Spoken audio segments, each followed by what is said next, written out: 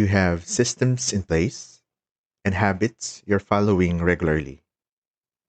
Why then is your project left unfinished? This was a recent realization of mine, and today I'll share this with you. Let's unwrap it. Hi, you're listening to Pockets, a podcast about finding joy, meaning, and purpose in life's simplest moments. I'm Richmond Camara. Let's dive into today's journey.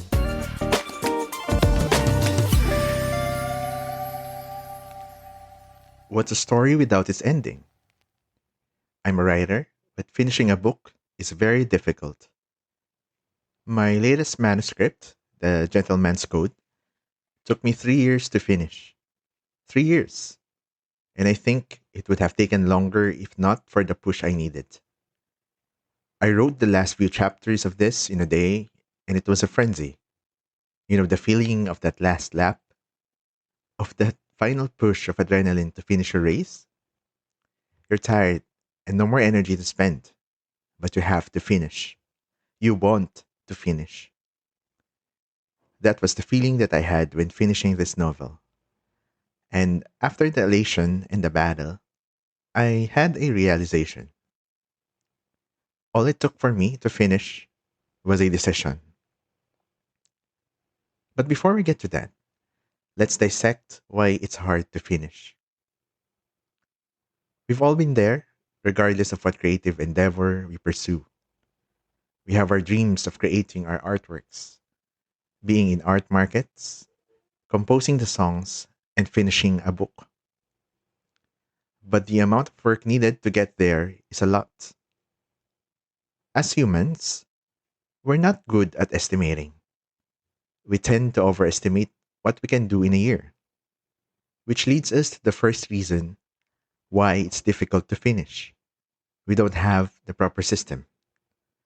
When I say system, it's the habit that we build, the time dedicated for our projects, and the rituals that we create around it. It also includes our negotiables and non negotiables in our practice. My system has evolved through the years, but I have devised a system that treads the balance of flexibility and accountability, especially the flexibility. There would be days where I wouldn't feel like writing, but just like exercise, it is more important to do a bad workout than not to show up at all. So I show up, even though I can only churn out a sentence or spend a few minutes. The second reason why it's difficult to finish is that we don't have the constraints. Let's talk first about the most common constraint: time. With my system, I have developed the habit of writing regularly. However, it still took me a couple of years to finish my manuscript. What I was missing was a deadline. Like my publisher Kath always says, dreams should have deadlines. Yes, even our dreams and passions will benefit from the constraints.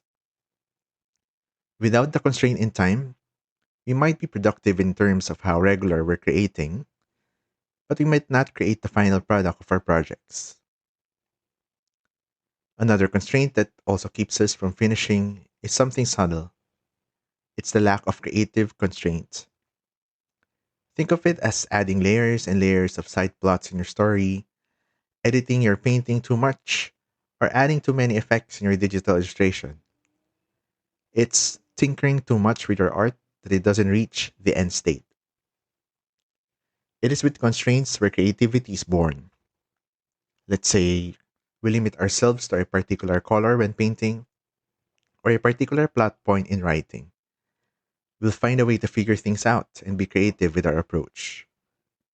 Having a lot of options can cause us analysis paralysis and decision fatigue, so it's not always a good thing. We as creatives must also work with our constraints. Lastly, the reason why we don't finish is that we don't decide to finish. The difficult thing about the creative pursuit is that it is solitary. We can only rely on ourselves to make progress in our projects. It's not like a normal day job where a manager would follow up or our lack of action would cause a problem in the business.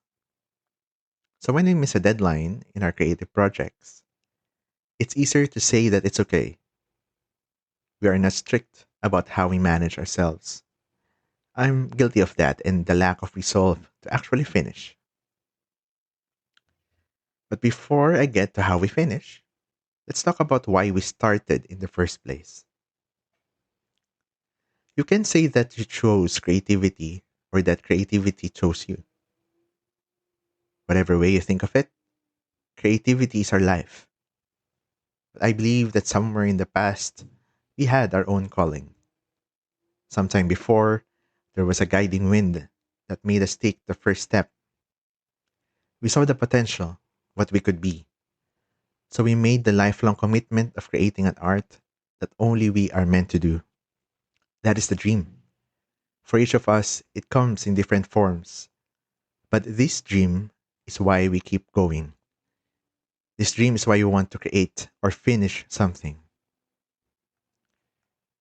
My first realization on how I can be closer to that dream is to enjoy the verb, not the noun. This was difficult for me before as a writer. Do I really want to write? Or do I just want the idea of having written? Am I writing because I enjoy the intricate process of weaving stories? Or am I just excited about the possibility of seeing my book in the shelves and best selling lists? It's not bad, of course, and it's actually helpful to keep the end in mind. But not allowing ourselves to be immersed in the process will keep us from finishing a project. Being too attached with the end product might distort our expectations of how hard work is done. And I think as creatives, it is important to acknowledge that doing art is hard. It takes time, repetition, and consistency to be able to achieve the end product we dreamed of. So if we don't enjoy how we do it, it would take longer for us to finish. The second guidance for finishing is to trust the creative system we built and follow it. This is related to the previous point on enjoying what we do. Our systems are in place to keep us going. As I mentioned previously, it would take a while and a lot of experimentation to create a system that works for us. I like to read and watch productivity topics. So my system starts with adopting things that I find interesting. Pomodoro, Notion templates to track what I do, a schedule that I try to keep. And as I try those, I learn how to tailor those processes to what really works for me. In addition to this, I'd like to emphasize that it's also important to include and honor the concept of rest in our system. I'm not good yet with how to rest and recover from creative hard work, but I realized recently that it's also important to give space for rest. As a practical example, the Pomodoro technique is designed to have a period of work and a period of rest. Normally, I would skip the break time in between the focus sessions. When I was finishing my manuscript and was in frenzy mode, I realized that those couple of minutes give me enough headspace to recharge and start the next session with a renewed mindset. So honor your systems, both for work and for rest. And the last point, build your resolve to finish. Let's unpack this one and give it substance. Starting with a quote from Henry Ford: whether you think you can or you can't, you're right. What I'd like to point out in this is the power of thought. If we say we'll do it tomorrow, we're right. If we say we can finish today, we're also right. How we manage our creative work is a series of small decisions like this one. So, how we shift our perspective affects our approach. Another principle that I'd also like to bring is the Parkinson's law.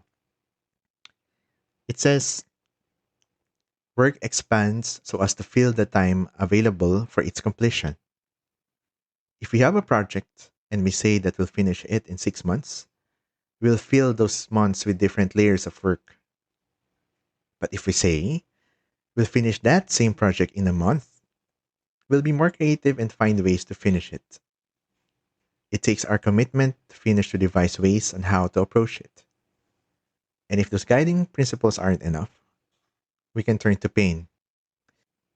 Either we choose the pain of knowing there's still work to be done versus the pain of doing the work.